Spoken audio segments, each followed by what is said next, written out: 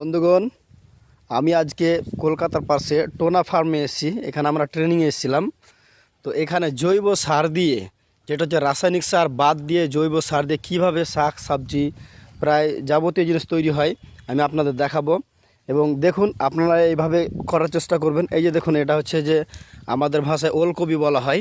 এই যে দেখুন, একটা পাইপের মধ্যে এটা চাষবাস হচ্ছে। এটা হচ্ছে যে জৈব সার দিয়ে তৈরি, কোনো রাসায়নিক সার নয়। আমি আরও আপনাদের দেখাবো কি কি জিনিস তৈরি হচ্ছে এখানে। যে এইগুলো তৈরি হচ্ছে, এটা হচ্ছে শাক। এটা হচ্ছে আমরা এমনিতে ডাঁড়ি শাক বলি।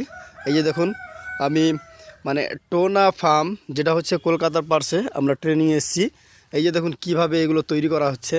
এই যে দেখুন, জৈব সার দিয়ে। জৈব সার কীভাবে তৈরি করছে, কিভাবে তৈরি হচ্ছে, যেটা হচ্ছে যে গরু তো খেয়ে যে খাবারগুলো খায়, খেয়ে হজম করে যে গোবর দেয়, সেই গোবর থেকে এগুলো সব তৈরি। এই যে দেখুন, কোনো রাসায়নিক সার বলতে গিয়ে ফসফেট, পটাশ, আবতীয় আবল তাবল যে কোনো জিনিস যে হয় সেগুলো দিয়ে এটা তৈরি। এই যে দেখুন পাইপের মধ্যে কীভাবে ওলকপি লাগা আছে। এখানে আখ, যেটা হচ্ছে আমরা আমাদের ভাষায় কুইসর বলা হয়। বিরাট বড় বড় এখানে ফার্মার তৈরি রয়েছে, বিরাট বড় একটা ফার্মার। সেখানে আমি আপনাদের দেখাচ্ছি, আরও যাবতীয় জিনিস তৈরি হচ্ছে, আমি ওটাও দেখাবো আপনাদের।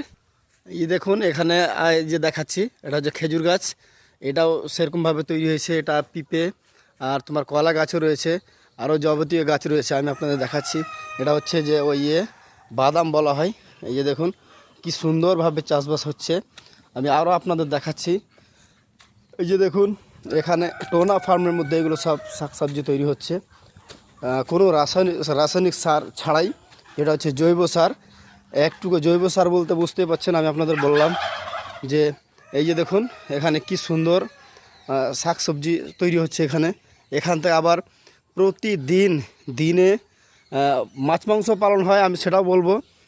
এই যে দেখুন কিভাবে এটা মানে কফি তৈরি হচ্ছে, এই কফিগুলো। এই যে আমরা হয়তো সাধারণত মানে ফুল কফি নয়, এটা অন্য কফি। এই যে এখানে বাঁধা কফি রয়েছে।